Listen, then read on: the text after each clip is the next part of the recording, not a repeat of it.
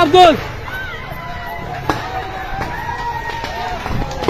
আব্দুল এটা কারগো এটা আমার গোলে যাচ্ছে তুমি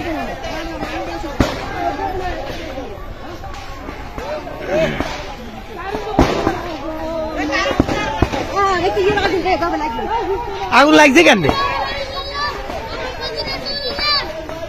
না স্যার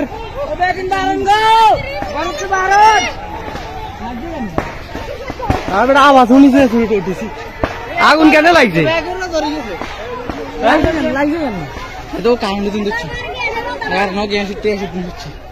গ্যাসের বোতল আছে না কতক্ষণে হয় দূরে থাক